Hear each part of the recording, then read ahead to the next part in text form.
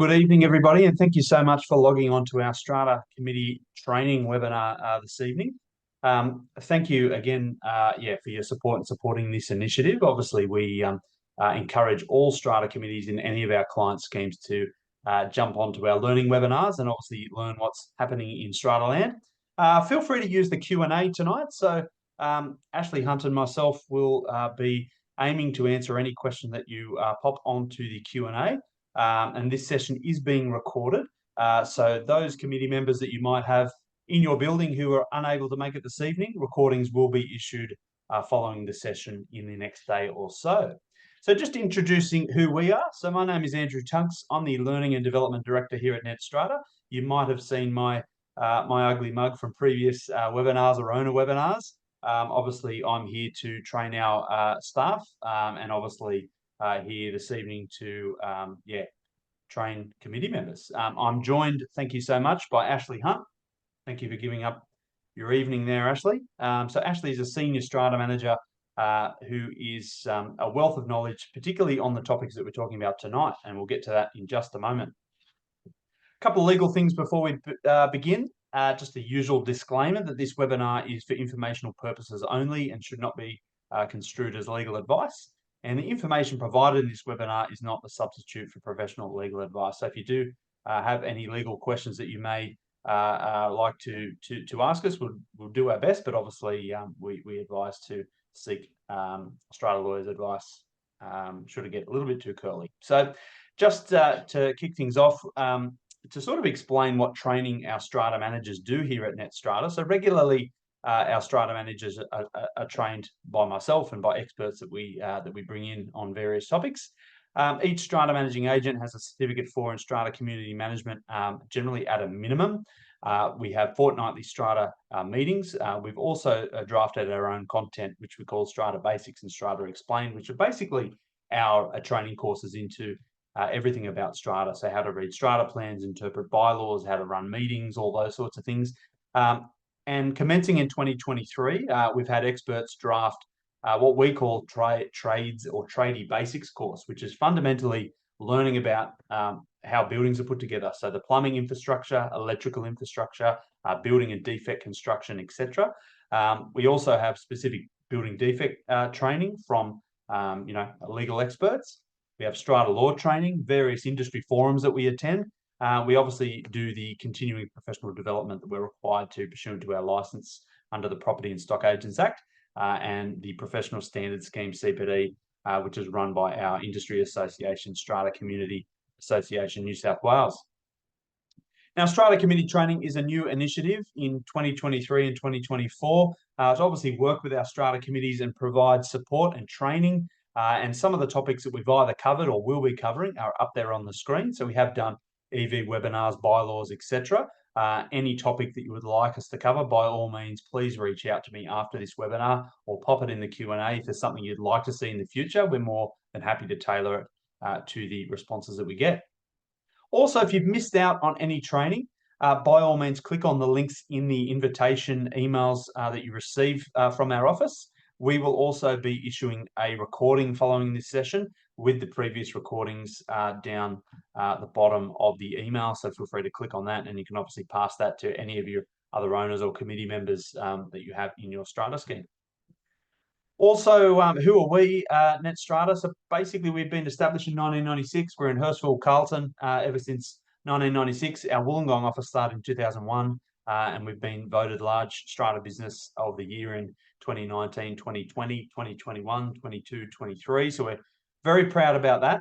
But we also would like to update you on a few other things that are going on here at Strata. So the first one here is new software. So hopefully those owners logged on this evening might have our Strata app. So we have an owner application whereby you can access documentation, you can access financial data, you can log an issue or a bylaw breach that you notice around the building. And in the not too distant future, we're hoping to be able to have the app allow you to vote in Strata meetings, etc. So we are investing a lot into technology and particularly our software program there called Strata Space. We also have just had an influx of new trainee Strata managers. So we onboarded or trainees and experienced in February this year. So we had another 7 recruits join our team. We have a big focus on training, as you can see. So there's a screenshot there on the right-hand side in our Wollongong office of our team down there undertaking training. We also inspect our sites. So part of our Strata space software is an inspection report app. Now, hopefully you have received one of our glossy reports in your schemes. And if you haven't, feel free to reach out to me. Love to provide you with an example of that. We've been working on obviously building our portfolio and understanding the needs of our clients in new schemes and existing schemes. So we do manage the new end of town. We also manage, older or existing schemes, we call it. So we've got schemes as far back as buildings that used to be company title schemes in the city, older, federation style properties, etc. So we deal with all buildings, small and tall. We also conduct lots of meetings. So we've got about 53 strata managers now, and a whole pile of them are just behind me in another room conducting strata meetings, either in person or via Zoom. And obviously part of our role is arranging work, so issuing work orders, coordinating trades, getting tenders and all those sorts of things. So just thought I'd give you a little bit of a background of what we've been up to. But the focus this evening, and we've dubbed it Strata Explained. So we have 3 topics that we're going to sort of cover. The first one being strata maintenance. We're then going to be talking about bylaws that have the potential to save you money, and also crossing over to insurance coverage in strata and explaining what your standard policy covers, and also explaining the importance of undertaking regular insurance valuation. So I'm going to hand over to my esteemed colleague, Mr. Ashley Hunt, who's going to walk you through the strata maintenance fundamentals there. Over to you, Ash. Thank you very much, Andrew, and welcome everybody to tonight's Strata Committee webinar. So we're going to start off with Section 106. Is probably something you may have heard from time to time, especially in the tribunal, when there's ever any disputes about who fixes what and why things haven't been fixed. And it's a very important section of our Strata Schemes Management Act. In particular, these first 2 points, points 1 and 2, which I'll just quickly read out. So point 1, an owner's corporation for a strata scheme must properly maintain and keep in a state of good and serviceable repair the common property and any personal property vested in the owner's corporation. And point 2, an owner's corporation must renew or replace any fixtures or fittings compromised in the common property and any personal property vested in the owner's corporation. So what Section 106 covers essentially repairs to common property, and we'll go through what is part of common property and what is not, and also, do you have to repair it? If you don't have money, if the garage door is broken, is there a requirement for you to repair it? And a lot of matters that end up in the tribunal end up because Section 106 is not adhered to, and the owner's corporation and or strata manager don't follow these rules governed by, especially in points 1 and 2 of Section 106. So on to the next screen, please, Andrew. So very basic here on your screen, common property versus lot property. So essentially, what's covered by the owner's corporation and what's covered by the individual owner. Everything in blue there is the common property. Everything in orange is lot property. And I'm going to point out a couple of things in particular. So the common property is all the common areas, common walls, the balcony, as you can see there, everything outlined in the thick blue line, as Andrew is highlighting there at the moment.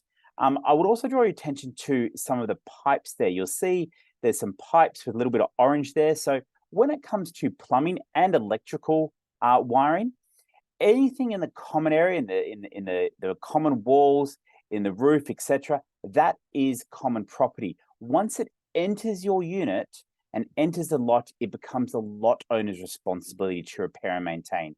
I'll also draw your attention to the middle of that picture there. You see a cube there. So that is a riser. So sometimes in units you have a common riser that goes up through the entire building, especially in tall buildings. And you may have like a common stack, so maybe where sewage goes to, or wastewater from your shower. That is common property as well. So generally speaking, you see there that, as I said, everything in blue is common property, everything is in orange is lot owners. Internal walls, as you can see there, are part of the lot owner and lot property because it's inside the airspace of your unit. On to the next slide, please. So we've seen the picture. Here are the words to support that. So I won't go through all of them at this point, but common property versus lot property. So common property, things there are the slab, wall tiles that are fixed to a boundary of common wall, and the floor. So take your bathroom, for example. Your floor tiles are common property, but the tiles on the wall that maybe adjoin a hallway is part of your responsibility. Your skirtings or architecture, if they're on a boundary or common wall, and if you refer back to that previous photo, you'll see it's those blue walls, that is common. The windows, front doors, garage doors, they are common property. Internal doors are your responsibility, a lot owner's responsibility. Pipes, as mentioned, pipes and electrical cables, if they run through the common walls, they're the owner's corporation responsibility.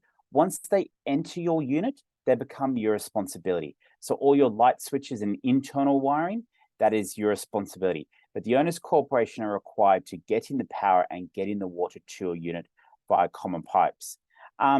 Fences, that's a big one, especially if you have a townhouse, or if you're in a townhouse complex or a duplex complex. So fences located on the boundary of the strata scheme, or the adjoining common property, they are part of the owner's corporations. Lot owner's responsibility, big one, always comes up in strata. Carpets, flooring, who's responsible for it?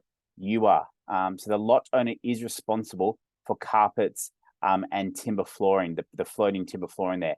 Paint and wallpaper, if you have gold leaf paint, that is your responsibility to replace and maintain. Light fittings, if you have a $10,000 chandelier, that is your responsibility. As mentioned previously, internal walls, internal doors, your responsibility as well. Wall tiles, recall my previous comment about bathrooms. So your floor tiles, owner's corporation, the wall tiles are part of your responsibility. And toilets. Toilets are not part of the owner's corporation. So if you have a gold toilet and it fails, that is your responsibility to repair and maintain. Thank you. Preventative maintenance. Now, strata is much like car maintenance. Andrew and I are big car guys, so we do preventative maintenance on your car. So the couple of things here in strata preventive maintenance. One, garage doors. Garage doors is one of these things that you don't think about a lot until they break down and fail. It's very important to carry out regular preventative maintenance of making sure the pulleys, the motor, the chains, the springs in the garage door, they're serviced regularly to prevent fault. A lot of people don't service these areas, and then unfortunately they do fail, and they fail the worst possible time, generally over a long weekend or just before a long weekend. Window cleaning and the facade. So when you consider cleaning the outside of your building, it's not just window cleaning. You can look at soft washes of your facades. Buying into a beautiful white rendered apartment building is lovely, but keep in mind, white does get dirty. So doing a soft wash of your facade, window clean as well, is very important. The third picture over there, you may not know what that is. That's a pump, a pit and pump. So for stormwater, this also needs regular maintenance. So when buildings flood with a high level of water comes into your garage, these pumps in here will pump out the water. And what that will do is they'll prevent your garage looking like a dodgem car where cars are floating over and bumping into each other. Very important to regularly service these. The far right photo, that's an anchor point. So the anchor points, these are located on the roof of your building, or maybe on the up high. So when people do carry out works at height, they click onto these anchor points, and that allows them to go down the side of the building to wash your facade and windows. Hot water tanks. Once again, one of those things like garage doors, don't think a lot about when they need to be serviced, but you will think about it when they fail and nobody has hot water. So hot water tanks do need to be serviced regularly. Locks, front door locks, these do fail. And when you think about probably the thing that gets used the most beyond maybe a lift is the front door. A lot of people come in and out of the front door. It's important to regularly service these and test these, and also for fire reasons, and finally security as well. Moving there, obviously we have your fire testing. Now that is very important in strata, to making sure all of your fire safety measures are tested, tagged, and they are in working condition. Obviously your fire extinguishers as well. A reminder, fire extinguishers do expire. So yes, you may have a fire extinguisher.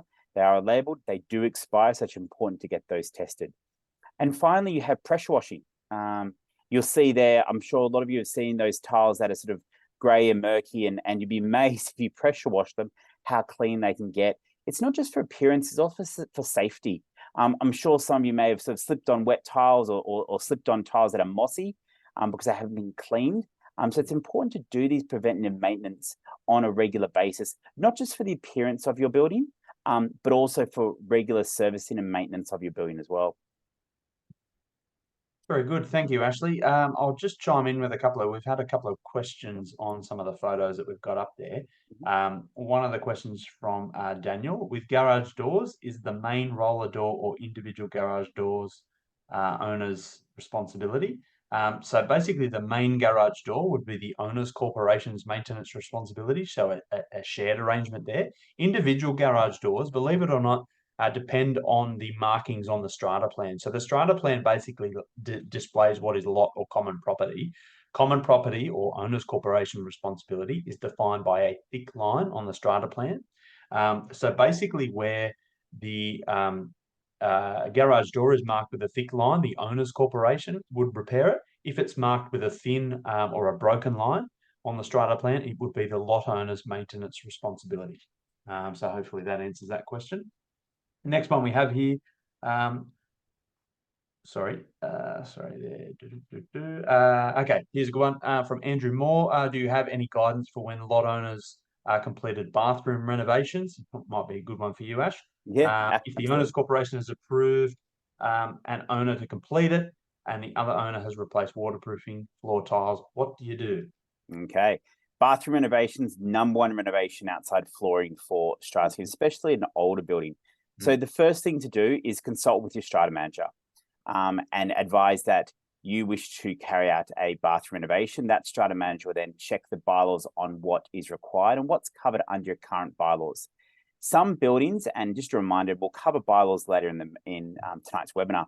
Some bylaws allow for certain renovations and under a certain scope, and that owner becomes those renovations, those new works become the responsibility of the owner concerned. So the recommendation is, if you wish to carry out a bathroom renovation, consult with your strata manager who will check the bylaws. If you don't have a bylaw, it also depends on the scope of work. So when it comes down to bathroom renovations, if you're just replacing the toilet, maybe the vanity and putting in your shower screen, it's a certain type of scope. But if you're doing a full strip and taking out all the bathroom tiles and removing the waterproofing, keep in mind that when you remove a tile, they're almost like glued to the floor. So when you remove the tile, you remove the waterproofing with it. And that's when you require, obviously, a waterproofing certificate, as well as you may require an additional bylaw as well.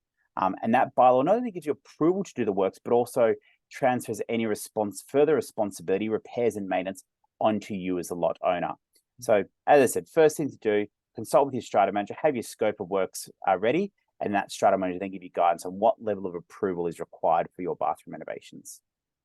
Thank you, Ash. I have another question for you, since you answered that one so well. Is the OC expected to pay for broken steps outside a townhouse if they were broken by tenants as they moved out? No problem. So a couple of things to check here. #1 is to check your strata plan. Are the steps within the lot?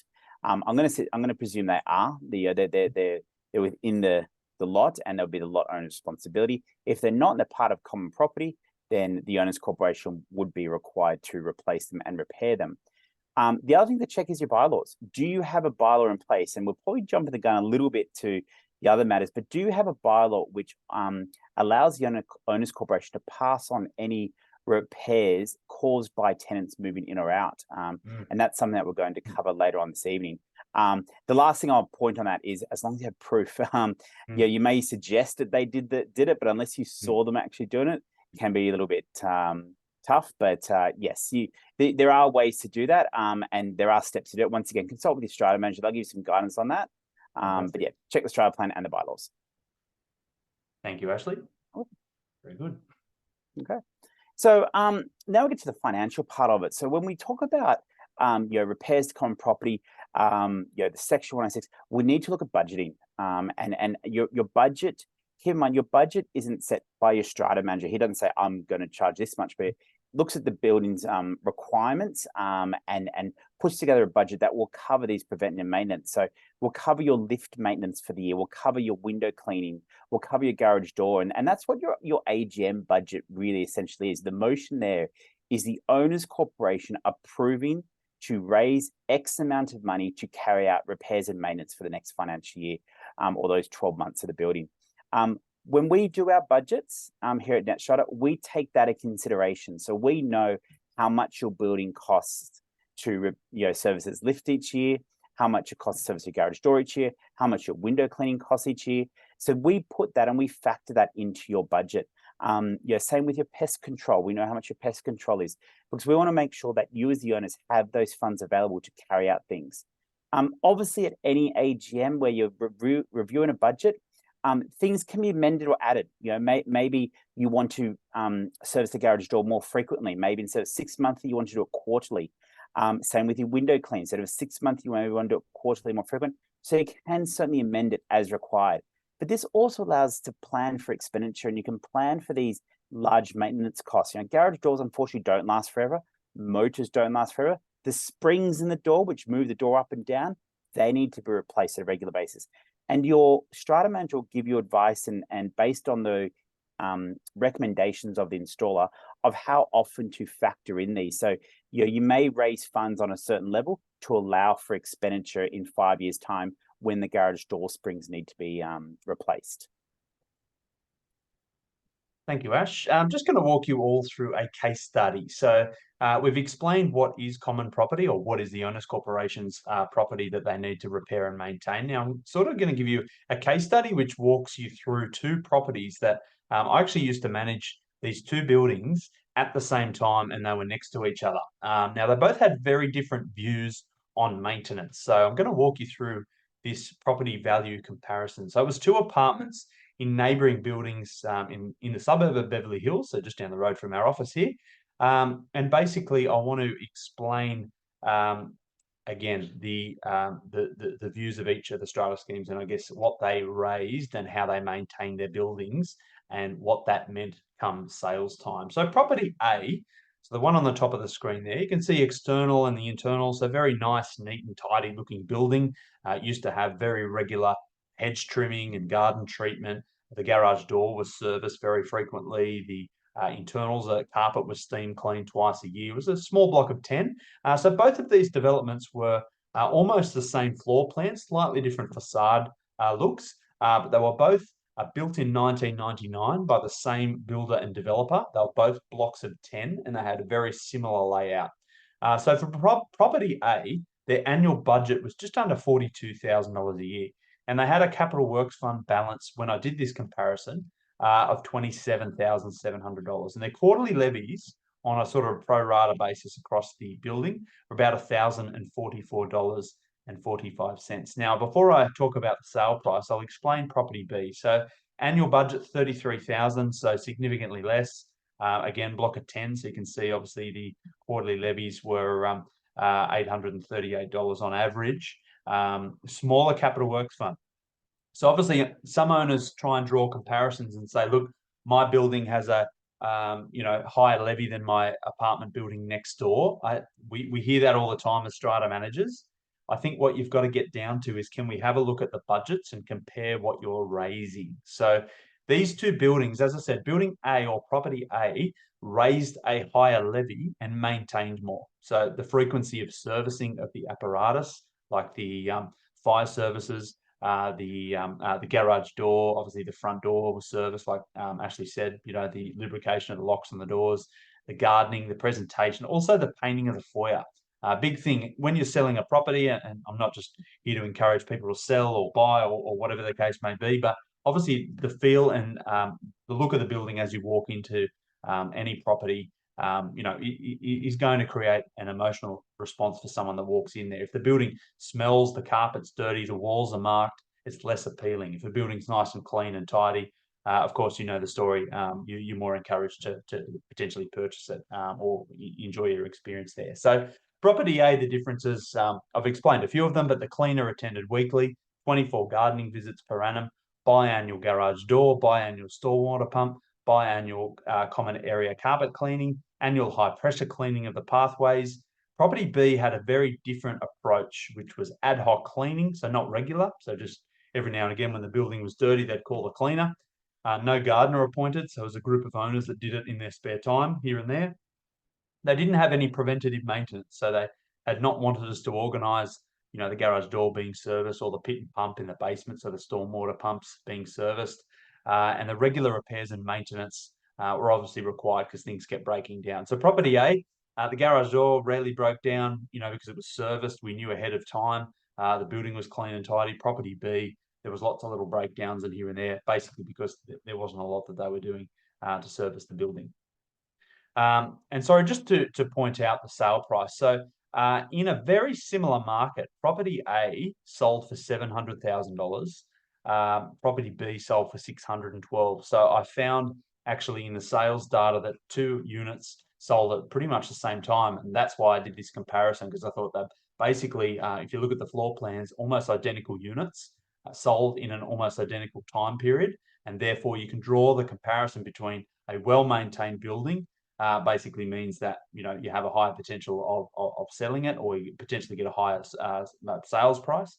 And basically, in summary, property A spent more and it presented well both inside and out.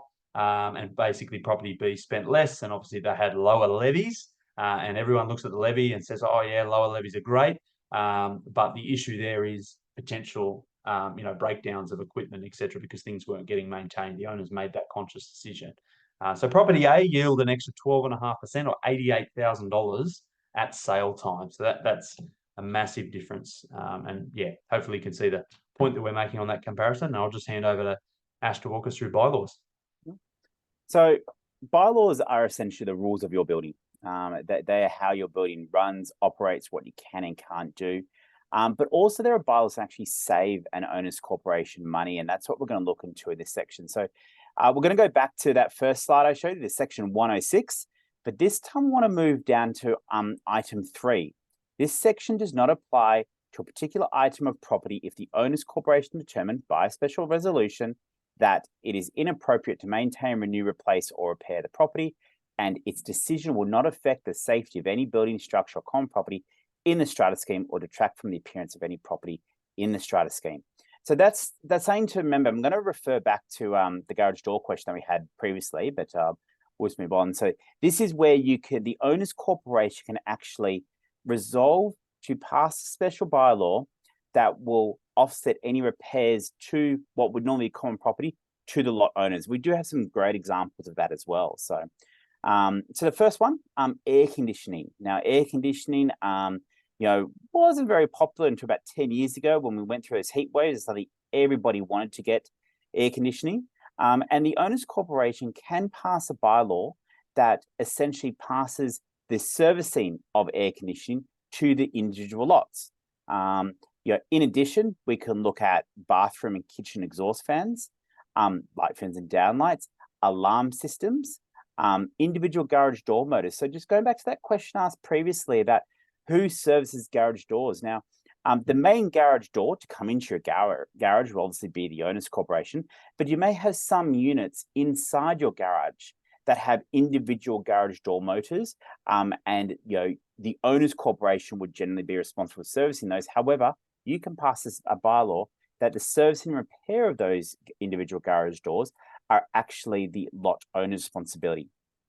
In addition, hot water heaters, which serves only one lot, they would be the cost of the individual owner as opposed to the owner's corporation. And by passing these bylaws, you can actually save the owner's corporation can actually save money on servicing and repairs, as we'll see shortly in these slides.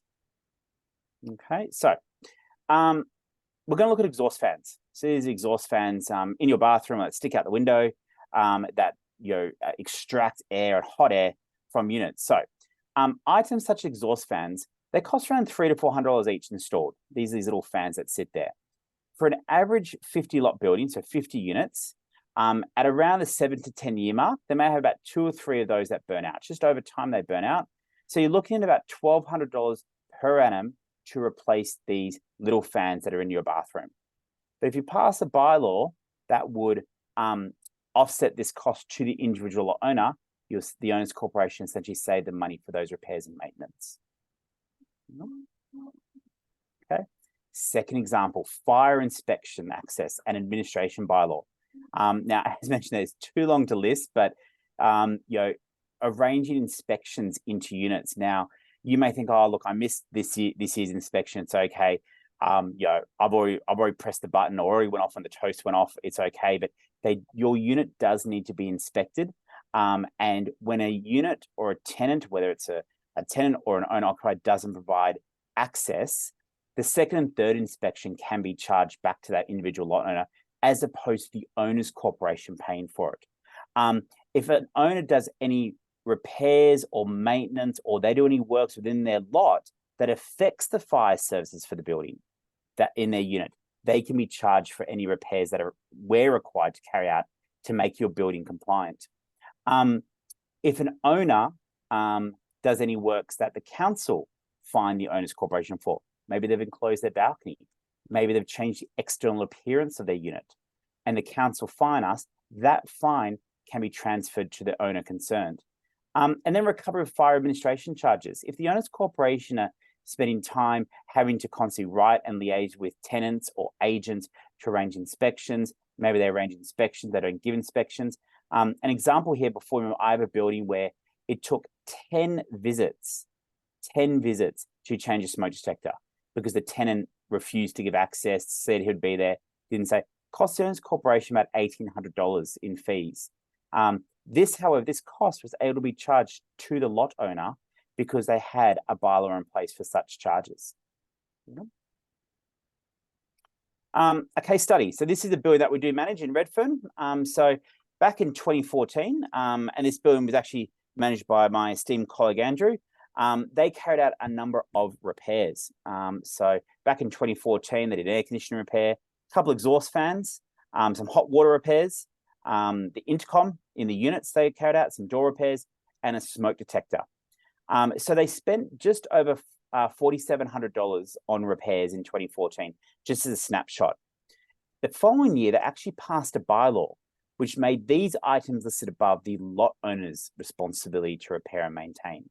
So based on similar expenditure, and keep in mind costs have gone up over the past few years, they're going to save around $43,000 in the past 9 years since that bylaw was passed. So this shows that by passing these bylaws, you're not saying, oh, I don't want to deal with it anymore, but you're just saying, look, if you wish to replace these, this cost is on you. It's not on the owner's corporation. And that can then lower the levies and save the owners money in the long term. Another example. So these are lot owner charges. So as mentioned there's quite a long list, but we can have a look at when we have to update tenant details as per section 258 of the Act. We are required to do that. Administration fees. So if you have somebody call because they want to arrange a plumber for their leaking tap in the kitchen, which isn't owner's corporation responsibility, but they demand somebody comes out, they can uncharge those fees. Arranging of security fees and fobs, swipes, levy notices and postage fees, arranging pet request application fees, managing renovation application fees.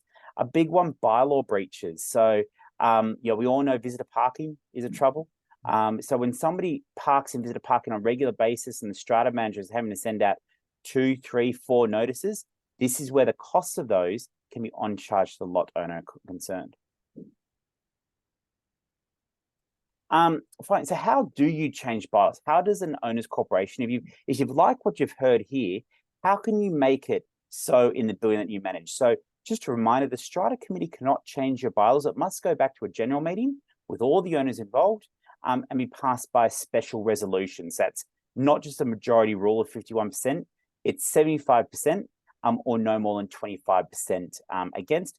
And that is how you can pass a special bylaw like the ones we've mentioned previously in order to save your owner's corporation money. Thank you, Ashley. We're going to move on now to our last topic, which we've allowed quite a lot of time for because there's quite a lot to get through, actually, is insurance coverage in strata.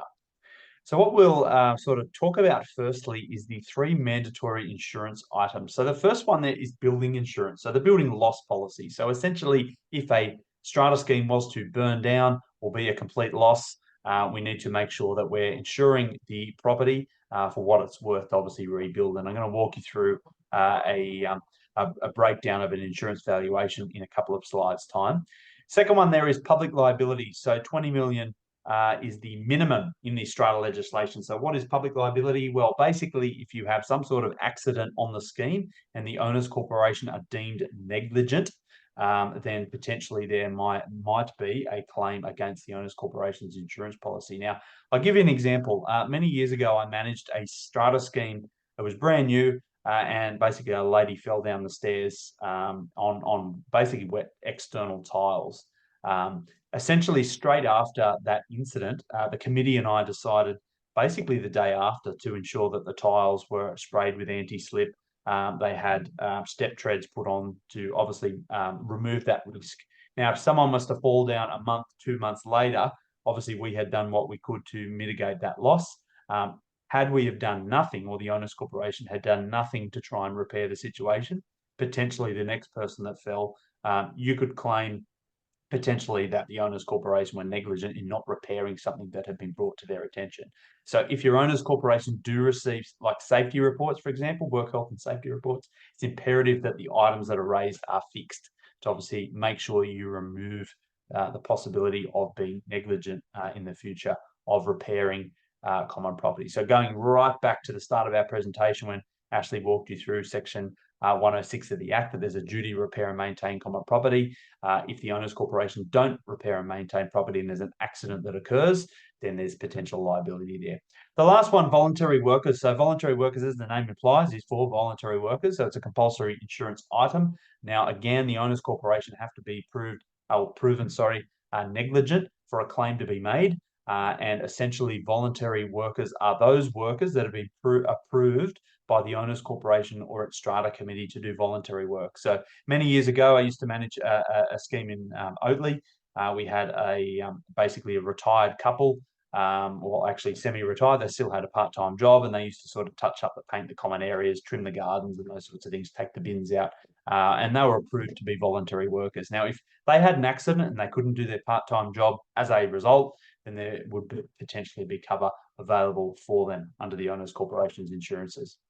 Now, there's a whole pile of optional insurances. So the list goes on. So building contents, basically building contents is the common area contents. So not the contents in your apartment, but the contents in the common areas. So things like fire extinguishers hanging off the wall, the carpet and the stairs in the common areas. Many moons ago, I had plants stolen out of a strata scheme's garden. Believe it or not, that's considered a content. Loss of rent. What is loss of rent? Basically, it is loss of occupancy, really. So if you are an investor and potentially there is maybe a burst pipe or a fire in your particular lot and your tenant can't live in there for a period of time, then potentially you've lost rent because you can't charge tenants rent for an uninhabitable property. Then potentially you can claim that rent back from the strata insurers. Fidelity guarantee basically covers the misappropriation of funds by the strata committee. You've then got office bearers liability insurance, again, another optional item there. Office bearers liability basically cover the decisions that the strata committee make or do not make. You've got building catastrophe cover there in the event that there's a natural disaster or catastrophe. It tops up the building sum insured or the BSI to allow additional funds to basically cover inflation of costs due to that catastrophe. So an example, Lismore floods, obviously a whole pile of homes, wiped out by floodwaters. Potentially builders are charging a premium to rebuild because they've got a higher demand for their work. Machinery breakdown basically covers the things like your elevators or motors if they have fusion damage. So things like elevators or large air conditioning equipment really should have machinery breakdown in case of fusion damage. Electrical damage due to lightning strike or so forth. Personal liability and appeal expenses, also legal defense expenses. So I'll explain these sort of in a group that Basically, there's particular covers that owners corporations can have that cover them should a third party bring legal action against them. So an example of the last one there, legal defense expenses. Let's say one of the owners in the scheme, actually we'll change that example. We'll say one of the suppliers of the scheme wasn't paid for whatever reason and decided to take legal action against your owners corporation for not paying them. There might be a dispute there. Potentially they run off to local court to get their money. The owners corporation could apply to the insurers for legal defense or legal costs to be reimbursed. So there's quite a bit to that. If you go down that avenue and obviously speak to your strata manager, the ones on the right-hand side there, government audit costs or audit fees. Should a government organisation, for example, the ATO, walk in and want the last 7 years of your, cover, of your financials to be audited, there could be a reimbursement of those fees and charges under your insurance policy. Also got one there under electronics. Some electronic equipment for certain policies and certain insurers may also be covered. First loss terrorism. So terrorism cover is available. Generally, only buildings of sort of economic or religious significance might decide to take out that cover. Flood cover. So think of it basically water coming down is covered. Water coming up is not covered unless you've got flood cover. So basically, the breaching of the water banks of of a river or something like that, if it comes up, then potentially you need flood cover. Loss of market value, you can get insurance under that particular line item. Also, optional floor paint benefit and pollution defence costs. So there's lots of optional insurance items out there. Generally, the items on the left-hand side down here are pretty standard in your policy. And the one on the top there, the other insurances on the right-hand side tend to be fairly rare to see. Now, insurance claim triggers. Insurance companies call it the DOL or the date of loss.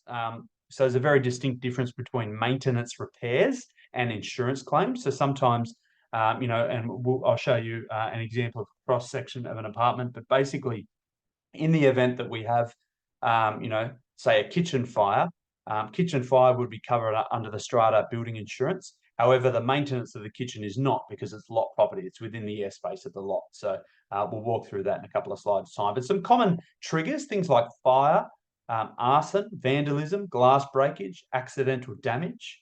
We have that quite frequently. I'll show you a couple of examples. Burst pipes or earthquakes. Also things like lightning strikes, storm damage. So we get a lot of that. And theft. A couple of examples here. So we'll start at the top left there.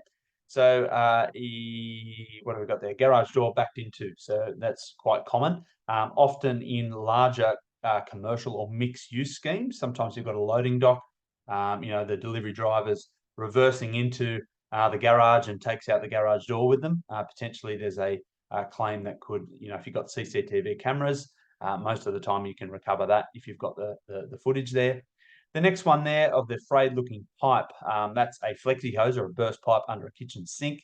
Those generally give no sign that they're about to go, and then pop goes the weasel and the water's everywhere. So a tip for strata communities out there, just make sure that somebody's looking at these flexi hoses inside their lots, looking for signs of fraying wires or fraying lines on the outside. They're usually like braided hose pipes. Got a picture of an internal fire there. Got graffiti, so obviously gets a lot of graffiti claims. We also have lots of burst pipes and things in walls or ceilings. The good old glass breakage, so someone throwing something through your window. And this one, I was going to say a car jumped off a ramp, went through a roof of a building, but no, that's an example of a massive storm, so blowing a car around everywhere or blowing the roof off a building or something like that. So we don't tend to get a lot of those, touch wood. Okay, and I might just jump in if I could, please. Just a quick question. And I know this will probably be covered at a later Strata Committee webinar, but e-bikes and e-scooters and the fires they may cause, and I know it's very early days and there's a lot of discussion in the industry. Has there been any sort of thoughts from an insurance point of view on how this might be affected? E-scooters or e-bikes? Yeah, look, basically, if we cast our mind back to the cladding disaster, so the external cladding, so aluminium composite paneling, so basically 2 sheets of aluminium with polypropylene sort of or flammable material inside of it were basically banned many years ago if the core of polyethylene was greater than 30%. But you saw the insurers say, well, if you've got any sort of that flammable cladding on any area of your building, generally speaking, they say remove it, or we'll put a condition on the policy, we'll charge you more for the insurance premium. I think why I'm saying that, I think that will come back to the e-scooter or e-bike comment. So whilst we might not see an issue right now, we might see in the future that additional premiums are put on buildings where there's known to be e-bikes or e-scooters because of their risk. Really hard thing to police. How would you know that there's an e-scooter, or an e-bike or whatnot, in your individual particular lots or within the basement? I guess basement probably easier to see. But yeah, certainly going to be very hard to find them. So look, potentially in the future, you might see insurers move the market like they did with the cladding. They really drove the cladding. You might see them really drive the e-bike and e-scooter things to, bylaws that, request that they be banned or placed in certain areas where there's additional sprinklers, etc. So, the strata sector is still trying to figure out whether a bylaw that bans e-scooters and bikes is actually legal. Or is it illegal? So more on that, I think, in the coming months. Thank you. Okay, moving on to what is covered within a strata lot. So here you can see some items there, basically around the. So you've got the purple lining there, which is covered by contents insurance. So I've spruiked this at many AGMs where I've said to lot owners, make sure you get contents insurance. Basically, there's items within your property that are not covered under the strata insurance, and here's a good list. So things like your furniture, your your carpet, your underlay, the paint on your walls, or that is an optional cover that the owners corporation can take out. But things like your musical instruments, your cameras, your jewelry, your watches, your blinds on the walls, your light fittings that hang down from the ceiling, those sorts of things. The items that would be covered ordinarily by the strata building insurance are the items with the green diamond or sideways square. We'll run with sideways square. Doesn't quite look like a diamond. So things like your boundary walls, your entry door, your tiles on your floor, your hardwired appliances like your oven and your stove, those sorts of things. In your bathrooms, you look at your toilets, your basins. We've had lots of basins where gentlemen have been shaving and then they drop their heavy shaver, crack the vanity sink, or people that accidentally break shower screens. Also, baths, sometimes accidents here and there. So yeah, those sorts of things would ordinarily be covered. Now, looking at it from a cross-section view, these are all the things that would not ordinarily be lot owners' responsibility. So things like as I said, all your furniture, all the way down there, your ball that you use in the pool. Don't know why the illustrators have put that on there. I don't think that's quite common, but more or less, here are the items that would generally be covered under the owners corporation's strata insurance policy. So things like the building structure, the stairs, the electrical equipment that is hardwired, etc. Okay, so moving on to the insurance valuation report. So what are we talking about here? So the strata legislation imposes a duty on the owners corporation to make sure that they insure a building for the basically the value of reconstruction. So essentially in the 1996 Act, I believe there was a time period of every 5 years. In the 2015 legislation, so our current legislation, there is no time limit actually in the legislation of how frequently, but the industry norm is that insurance valuations are conducted annually. And there's a big reason for that, and I'm going to show you a case study in a moment. But firstly, let me just explain the contents of what you see on the screen there. So it's recommended annually. Now, it revises the amount to insure the building. So each year, obviously, costs go up. It's very important that we make sure that the building is insured for the correct amount. Factors include, obviously, the debris removal. So if a building is affected by fire, and we're about to show you a couple of images of a site in Alexandria that was affected by fire, obviously, you've got to remove that debris from site, take it to the tip. That costs a lot of money. Legal expenses. So you're going to rebuild the building or the number of lots to obviously today's standards. factors including, those legal expenses, factors including CPI and inflation, etc. On the right-hand side is a bit of a breakdown. So all buildings, so effectively that is the reconstruction cost here under this particular example of $10 million. They've made an allowance for $2.6 million for debris, professional fees. So they've given you an estimate of $14 million. Then they've said, hey, let's allow for a CPI or cost rise over the 24 months it may take to rebuild the site. So they've calculated that in at 1.7 million and recommending that you say insure the building for say 16.2 million. Then it's given you some other figures around the temporary accommodation, loss of rent, etc. So there have been a couple of questions pop up just around being, hang on, let me answer this one live. So Joy says, I'm very confused. I thought things like the tiles, stove, bathtub, shower, sink were the lot owner's responsibility, not covered by building insurance.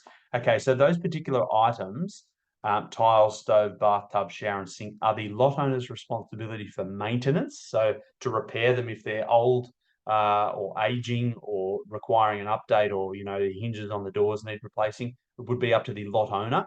But from an insurance perspective, they would ordinarily be covered under the Strata building insurance because it's considered to be a fixture of the building. So the items that are not covered by the Strata building insurance are things like the carpet and underlay. So it's considered to be a fitting, not a fixture. So it can be easily removed. So that's the lot owner. Your furniture, generally you paint on the walls unless the option's been ticked on the Strata policy.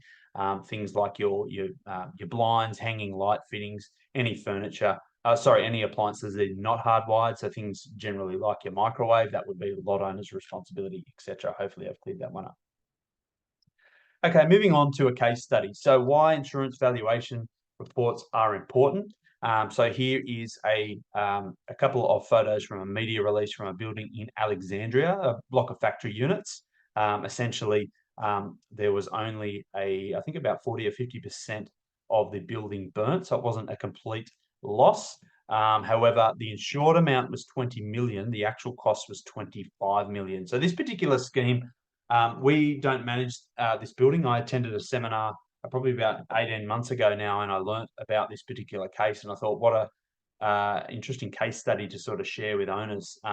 So here we've got an insured amount, as I said, of $20 million, and you've got the actual cost of $25 million. So basically, how could that happen when only half the building was covered? Half the building was burnt.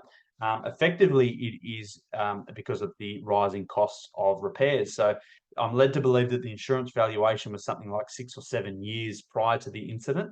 So much time had passed that the costs had risen, and effectively, the building was underinsured. So you've got an actual cost of 25 million and an insured amount of 20. So where does the other 5 million come from? Effectively from the lot owners. Now, the conundrum here is when the policy is exhausted, effectively you then don't have an insurance policy, so you then don't have an active certificate of currency or certificate of insurance. If you refinance, let's say you refinance to get your share of that money to throw back into the site to rebuild it, the financiers are generally going to ask you for your certificate of currency. If that isn't present because the building's uninsured because the policy's been exhausted, and it's obviously very hard to get your hands on the funds.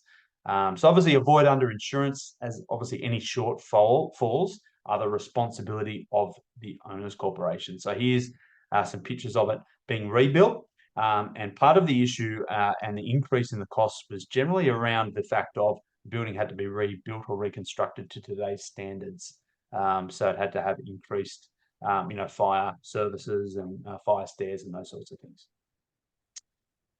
All right, so we're getting towards the end of our webinar. Is there any questions there, Ashley, that you'd like to throw out there? I'm just having a look. Maybe this one looks like all items in the bathroom is completely covered by Strata. I was told the cover is only applicable to original bathroom, but not a renovated one. Is that correct? And I think we not sure if it's in relation to insurance or in relation to Section 106 repairs and maintenance. But Andrew, did you want to comment on that? If somebody replaces their bathroom with golden tiles and a golden bathtub, who covers that? Yeah, so fixtures and improvements are covered under the Strata policy, and generally most policies cover you for about $250,000 per unit of additional items that you improve. So from a maintenance point of view, the lot owner would maintain the items in the bathroom, but from an insurance point of view, the original and any improvements are generally covered by the Strata policy. Now, I'm speaking generally, obviously, because different insurers might have different line items in their policies that might include or exclude certain items, but generally, as a general rule of thumb, it's either covered originally or it is considered an improvement. And as I said before, that amount of up to 250,000 per lot is generally the rule of thumb. I've only ever had one in my Strata career of 16 years. I've only ever had one building renovate or one lot owner renovate their lot greater than 250. It was a building in Manly, and the gentleman owned the penthouse, and he spent $750,000 improving the items that are covered, so things like the kitchens, the bathrooms, etc. And that particular line item had to be increased, obviously at his cost, basically because of the improvements that he made to the lot. Any other questions there, Ash? No, the just applying to one, maybe a quick one.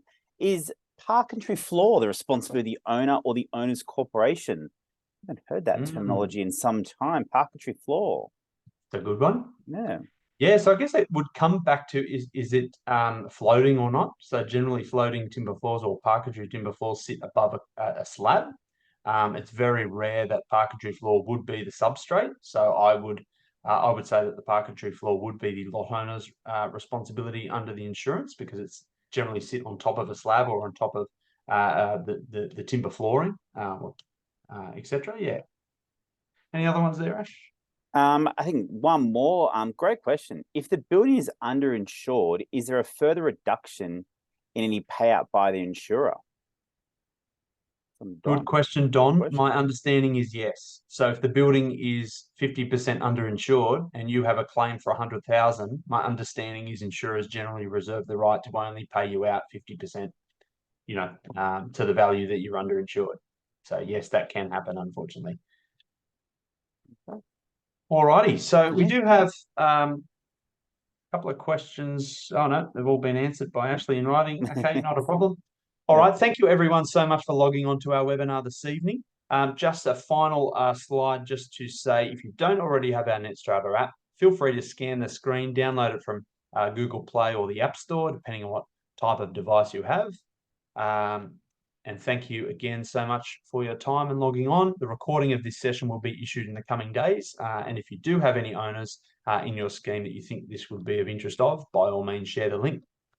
Thank you, Ashley, for joining me this evening. And thank you, owners, for your time and supporting this initiative for Strata Committee training. All the best and thank you.